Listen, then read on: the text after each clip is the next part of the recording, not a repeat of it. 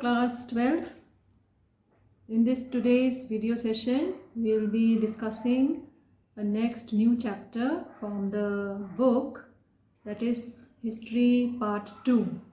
And from Part 2, some lessons have been deleted. It's not in your syllabus.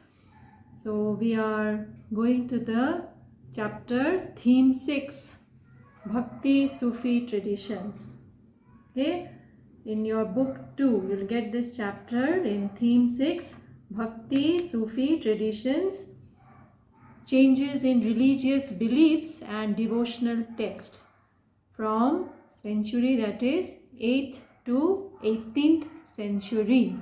And it talks about which country? Our country, India, the Indian subcontinent in the time period century 8th to 18th century. What were the different development in the religion and all we are going to study in this chapter.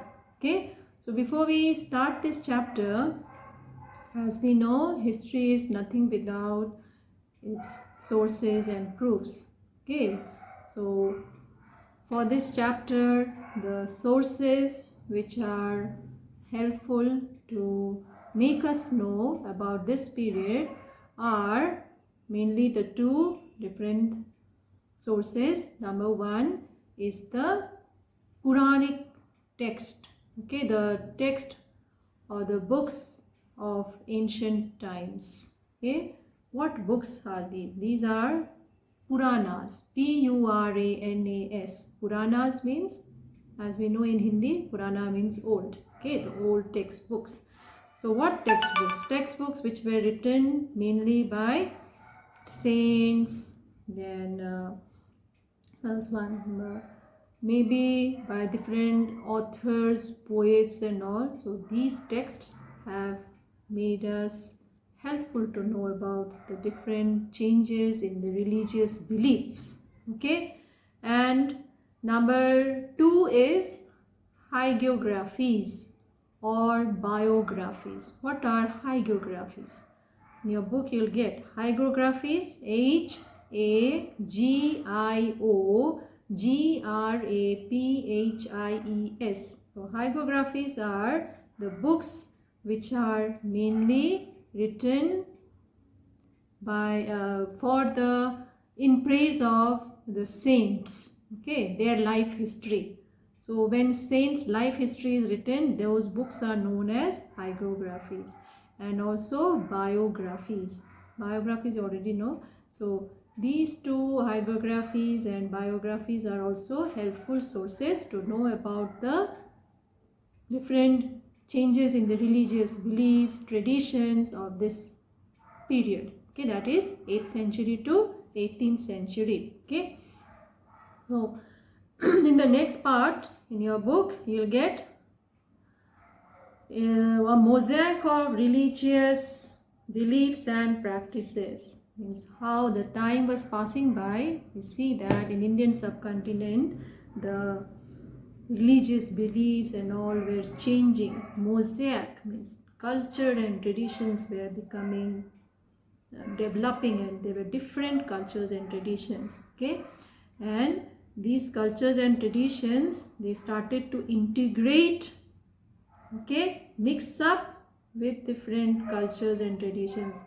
It was same, the foundation, the base was same, but it was now breaking up into branches, okay, throughout the Indian subcontinent.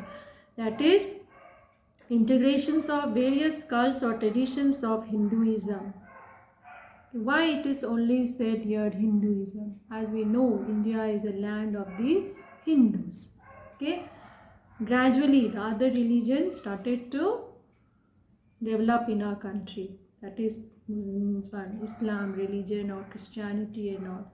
When the invaders or other people started to come and settle in India. Okay, but in the beginning it's the land of the Hindus, and two processes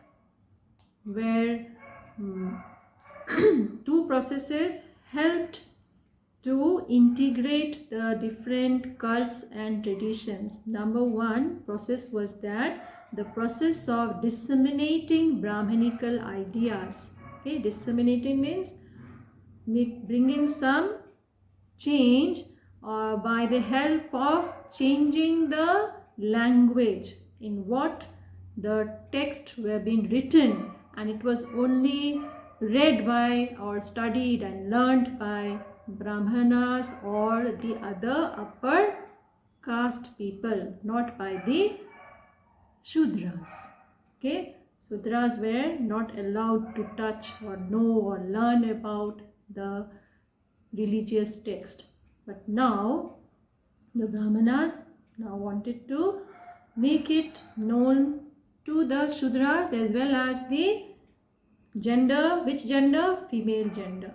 Okay, so what did they do? They started to write these books in Sanskrit so that it would be accessible to the women also as well as to the Shudras. Number two process for integration was Brahmanas accepting and reworking the beliefs and practices of Shudras and other social practices. They started to rework, okay, to make some changes here and there in the social practices or about the rules which had to be followed by the Shudras. They started to rework on it, okay, so that they would get attention in the society, as they found that the religion what they were practicing, some people were going away from it. They were not accepting it. They were going towards Jainism and Buddhism and many other different religions which had started to enter in India. Okay, so they started to come to know about their loss. Okay, and in this way we find that the main god which was being worshipped was Lord Vishnu and Lord Shiva.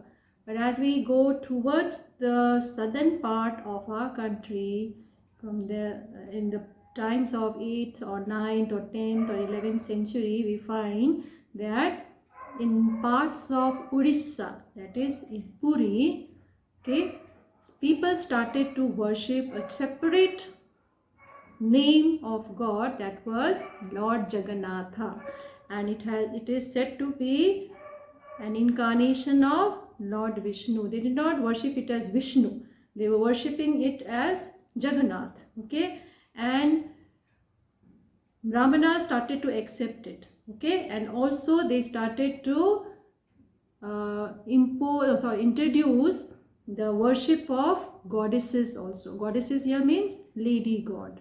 Okay, like along with Lord Shiva, Parvati was being worshipped. Along with Vishnu, goddess Lakshmi was being worshipped. So importance of women gender was being given. Okay, so this we see that there were these two processes were there to integrate the different various cults or traditions of Hinduism. Okay, now we have to delete some part which is not in your syllabus, so I will not discuss that. Okay, so we'll go to next part, that is early traditions of Bhakti in Tamil Nadu. Okay, what was going on in the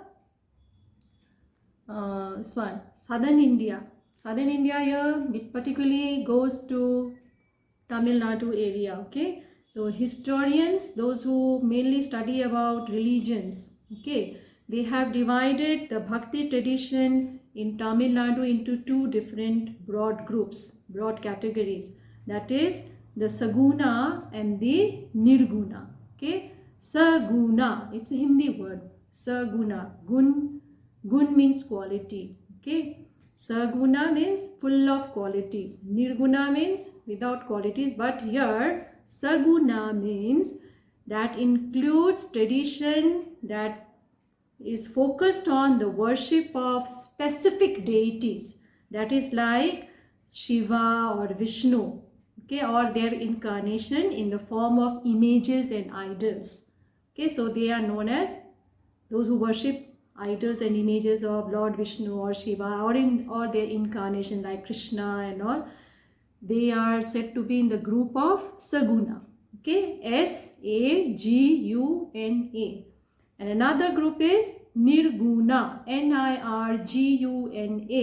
So Nirguna means here worshippers, those who worship abstract things. Okay, abstract means non-living things. Okay, now non-living objects are being worshipped.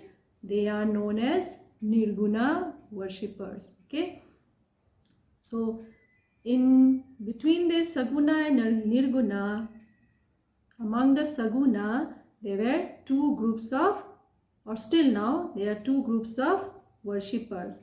Worshippers of Lord Vishnu and worshippers of Lord Shiva.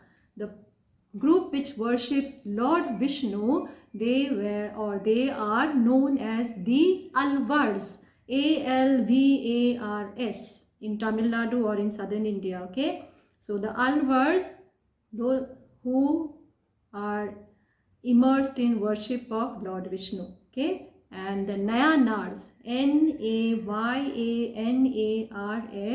they are the worshippers of Lord Shiva, and they are literally leaders. Okay, they are literally leaders, those who worship Lord Shiva, and they travel from place to place in praise and preaching about Lord Shiva. Okay, so now when these two groups were there in southern India, what were their attitudes or what were their beliefs? Okay, about the caste and society. Let's see. Okay, the attitudes towards caste and society by the Alvars and the Nayanars. The Alvars and the Nayanars initiated protest movement against the caste system and the dominance of the Brahmanas. Okay, these two groups, they did not like the caste system. That is why they separated. They went astray from the Brahminical caste system. Okay, they protested caste system and they did not like the dominance of the Brahmanas. They claimed that their compositions were as important as the Vedas. They also started to write books, okay, on verses and all, similarly as the Vedas, and they started to claim that their books, their compositions are equally important as the Vedas. And what is that book known as? You can get in your book. Okay, that book is known as Nalayira Divya Prabandham. Okay, Nalayira Divya Prabandham. Here you'll get. Okay, so this book is a Tamil Veda, and they claimed that it is equally important as the 4 Vedas in Sanskrit. Okay. Number 3, one of the most striking feature of these Nayanars and the Alvars was the presence of women in their devotees. Women were there. Okay, women were allowed to worship Lord Shiva and Lord Vishnu, which was not practiced in the Brahmanical or Brahman society. Okay, compositions of women Alvar, one women Alvar. Okay, she is known as Andal, Andal. Her compositions are being widely sung till present.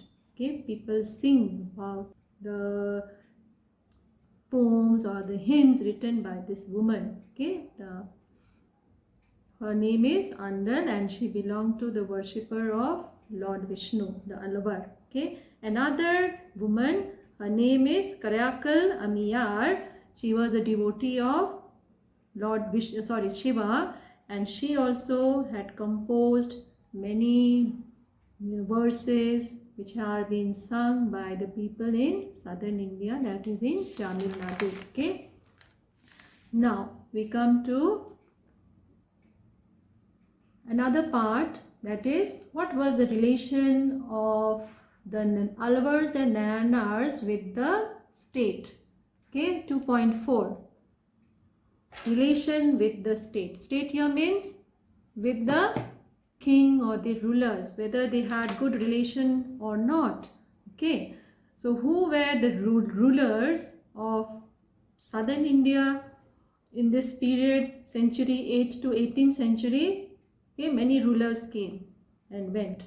Okay, they were the Cholas, the Pallavas, the Pandyas. Okay, these rulers, they had been ruling, and in their time we find Buddhism and Jainism also were prevalent, okay, in this region for several centuries, drawing support from merchant and artisan communities.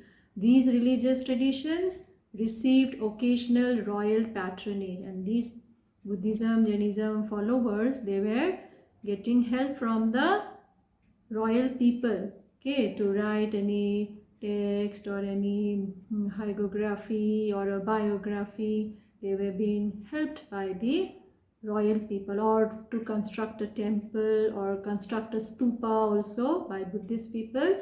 They were being helped by the royal kings. Okay, so number 2, Chola rulers also supported both the Brahmanical and Bhakti traditions. Means they supported both the Brahmanical and the Bhakti traditions. Here means the Alvars or Nayanars and all, they were being supported by the Chola rulers. They made land grants for them. Okay, Chola rulers, they granted land. Land grant means here land grant for not only for building or constructing temple or religious institution. It may also be for their farmlands also. Agricultural lands also were being granted. Okay, then constructing temples for Vishnu and Shiva was also done by the help of the Chola rulers. Rulers tried to win support of the Alvars and Nayanars by building splendid temples. Okay, why did the rulers try to support these people?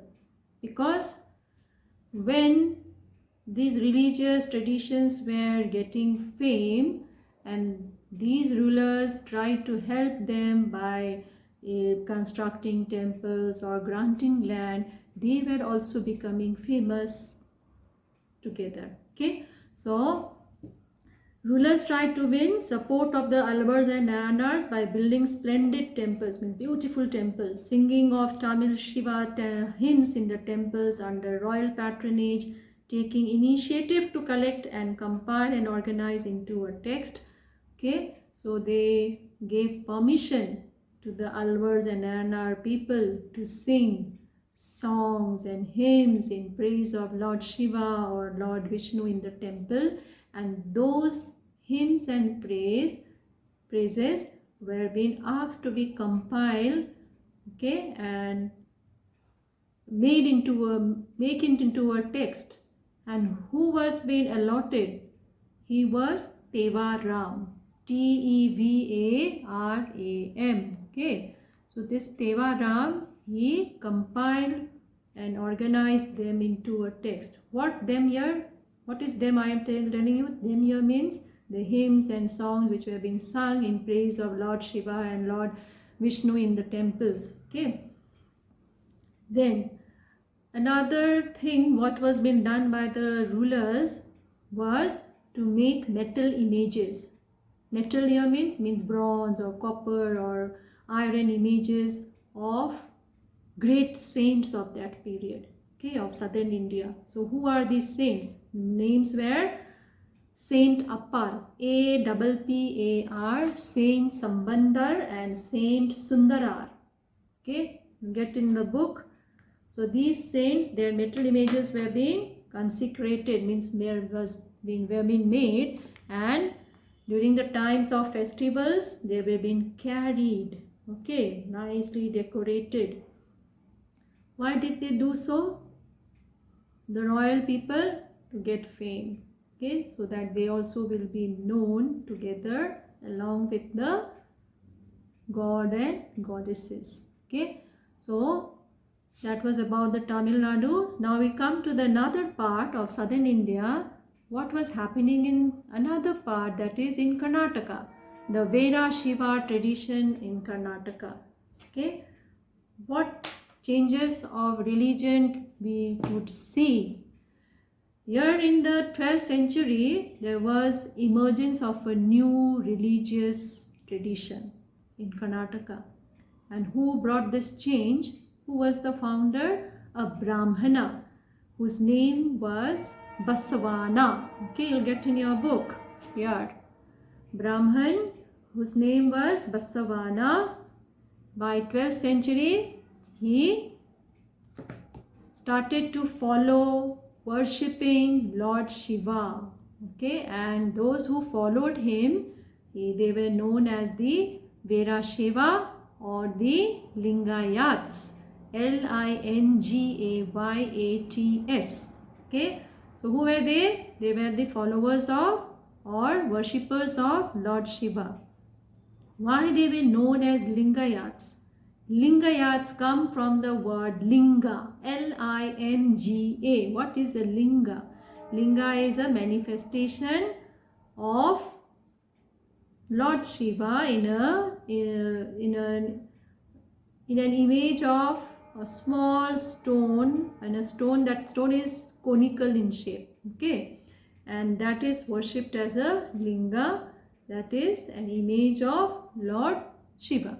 Okay, so those who started to follow this, mainly the men, they had to wear, okay, they had to wear a small linga, a conical stone carried in a silver case on a loop strung over the left shoulder. Okay, from the left shoulder they had to carry a loop, a string, and in a loop they had to tie the silver case. And what was there in the silver case? A small conical stone which resembled the Lord Shiva. They had to carry it along with them. So these people were known as these people are known as the Lingayat group.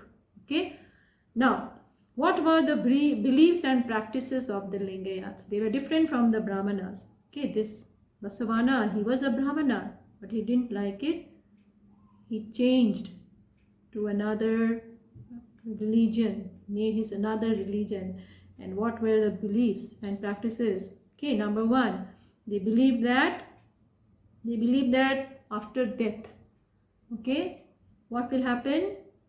One's soul will be united with Lord Shiva, and that's why they did not use to they don't cremate or do any funerary ceremony and all, rites and all. What do? They bury the dead. Okay, and they also are against the caste system. Okay, caste system which had been divided by the Brahmanas. So they are against the caste system, saying that this caste system is like a pollution of the society. Okay, and the Lingayats also encourage certain practices disapproved in the Dharma Shastras, such as post-puberty marriage and the remarriage of widow. Okay, they are disapproved in the Dharma Shastras. What are Dharma Shastras? Books written by the Brahmanas. Okay, so there was about post-puberty marriage, okay, and remarriage of widows. So they were against that. Okay, our understanding of the Veda Shiva tradition is derived from Vachanas. Now, how come we come to know about this tradition, this religious tradition in Karnataka? How did it change? How come we come to know this? The source is the Vachanas. Okay, Vachanas is literally sayings which has been composed in Kannada language and mainly by women and men. Okay, so here this tradition also gives equal importance to each and every gender or each and every people in the society. They do not discriminate the society. Okay, they have given equal importance to each and every people in the society, not like the Brahmanas which had segregated the society into different groups. Okay, so here we come to the end of the lesson, not lesson, of this part and today's video session. Okay, so you go through this up to where I have discussed. In the next class, we'll do the next part. The next part here, religious ferment in North India, is not in the syllabus. Okay, so we'll do the another one, that is new strands in the fabric Islamic traditions. We'll come to learn about Sufi tradition in the next video session. Okay, so till then I end up here. Thank you everyone. Stay home, stay safe. Do it for self. Do it for your family. Do it for India. Let's break the chain of COVID-19. हम होंगे कामयाब, जय हिंद। हम होंगे कामयाब, जय हिंद। हम होंगे कामयाब, जय हिंद।